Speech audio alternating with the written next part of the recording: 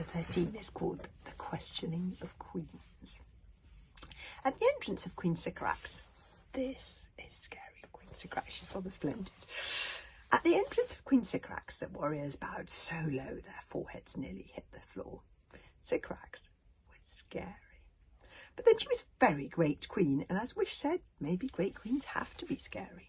There were those who said that a woman was too weak to rule a tribe of invading iron warriors, but they said it very, very quietly, so that Queen Sycorax should not hear them. She was lovely, all right, if by lovely you mean pretty. Hair like a golden waterfall, slim as a candle, 6 feet tall and most of it muscle, all the sort of stuff that comes in handy if you're going to be a warrior queen and you like to make an entrance. Whether her character was lovely, well, that's an entirely different question, and they'll have to see about that. She was dressed in white with a single black pearl hanging from one ear. Queen Sycorax talked very, very softly in a golden pear drop of a voice that was as mild as the bite of an adder. She did not have to speak loudly, that lovely Queen Sycorax, for everyone leaned in to listen, and you could hear a pin drop in the terrified silence that followed her around like a sweeping cloak. Even Tsar stopped his cursing for a moment.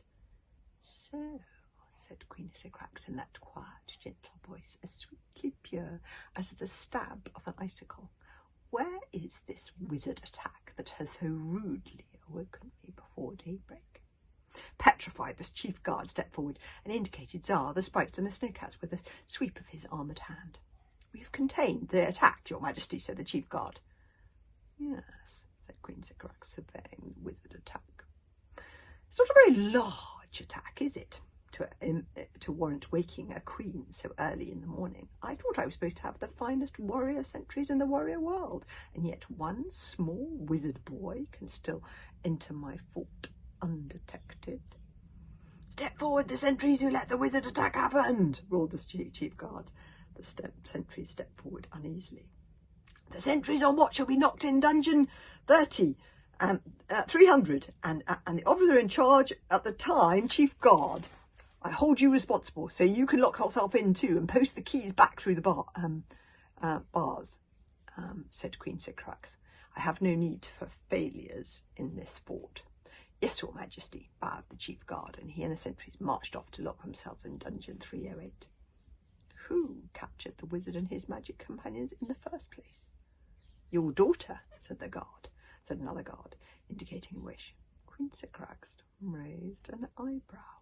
"Really?" said Queen Sycorax in surprise. "How unusually warrior-like of her." Next she said, "Unchain the prisoner." "But your majesty, is that wise?" said the deputy to the chief guard. "He is a wizard, after all." Queen Sycorax gave him a look. The deputy undid Tsar's chains. The warriors and the citizens of the fort who had arrived on the scene took a step back, for wizards were known to be extremely dangerous.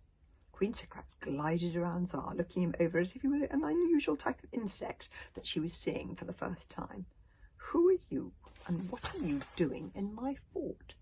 "I am Tsar, son of Incanzo, the great king enchanter," said Tsar proudly, "and the wild woods belong to us wizards, not you stupid, magicless, heartless invaders." Queen Sycorax sighed. "The ignorance of these poor wizards," she said. "We are civilization. We are progress. Look at us. Look at our weapons, our clothes, our tapestry, our furniture. You wizards, in comparisons, are barely better than animals." The fort was indeed very dazzlingly decked out, and Queen Sycorax had a thing about tidiness, so every piece of armour and sword was polished until it shone like silver. Even the giant heads hanging in the main hall, dead as the doornails though they were, had their beards brushed daily, so the whole effect was pretty spectacular, and Tsar was secretly rather impressed by the sophistication of warrior weaponry and the splendidness of their clothes and fort. So this stopped him a moment. Caliburn said warningly, "Warrior stuff is dangerous, it seduces you. And why do you need these warrior knickknacks, Hysteria, when you have the moon to dance and a violin to sing the tune? Are they worth your freedom, your wandering spirits?" "That's right," shouted Tsar. "You warriors have come here and stolen our forest, and one day when I grow up to be the leader of my tribe, I promise you I'm going to kill the lot of you." Queen Sycorax looked at him intently. "Will you now?" she said. "Well, that is interesting. I could make sure that you never grow up, couldn't I?"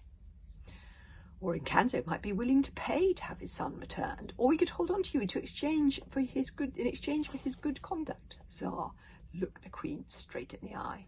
The thing about Tsar was he didn't scare easily. "You, Queen Sycorax, are the softiest, pitiless warrior queen I've ever seen," said Tsar. Sycorax flinched. The entire courtyard took an intake of breath. Queen Sycorax's eyes are sharpened to splinters. "What did you say?" "Evil destroyer of forests," shouted Tsar. "May you be ground by the teeth of a Rogobreath into tiny little pieces of dust, much smaller than the fleas on an itch sprite." "Be polite, Tsar," said Caliban in an agonised fashion. "Wickedness on legs, pointy ears, hair like a bear's bottom, nose like a pointy potato. Once Tsar started cursing, he really put his heart into it. It had been a difficult day, what with being humiliated by Luther and told off by his father, and he put all the fear and the fury into a long, elaborate cursing of Sycorax, Queen of the Warriors. "Oh, Tsar," moaned Catburn, his wings over his eyes. "This time you're asking to get yourself killed. You really are." "You can curse all you like, Tsar, son of Incanzo," whispered Queen Sycorax, her eyes like flinty arrows. "But it may not get you what you want. What do you want, by the way?" Tsar suddenly remembered what he wanted. He wanted to save Squeeze Juice. He stopped mid-curse, panting. "I demand that you put my sprite and my hand on the stone that takes away magic as soon as you can," said Tsar. Sycorax looked at him in astonishment. She was used to prisoners who begged and prayed and beseeched and pleaded that they should never be taken to that terrible stone. "Please, please, please, Queen Sycorax, we will do whatever you want, but do not take us to the stone that takes away magic." Not prisoners who demanded to be led there immediately while at the same time insulting her. This wizard might be full of trickery, but Sycorax was used to trickery. She was tricky herself. "Take me to the stone," said Tsar, "as quickly as your stupid lumping great warriors can move in this iron fool suits of theirs. This is an emergency." And then he reached into his breast pocket, and his hands were shaking as he unwrapped Squeeze Juice. Oh, this was terrible. With a lurch of his heart, Tsar saw that Squeeze Juice was looking worse than ever. He was green as emerald, trembling all over as if he had the flu, drifting in and out of consciousness, rigid one moment, fever-racked the next. For a second, the hairy fairy's glazed, confused eyes focused as if he knew where he was, and he held up his feverish, shaking little arm in entreaty to Tsar and the other big people. "Help me," whispered Squeeze Juice, "help me." Oh, poor Squeeze Juice. Tsar turned to Queen Sycorax.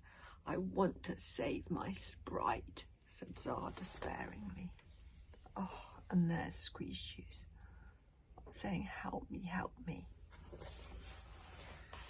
I have to read the rest of the chapter tomorrow.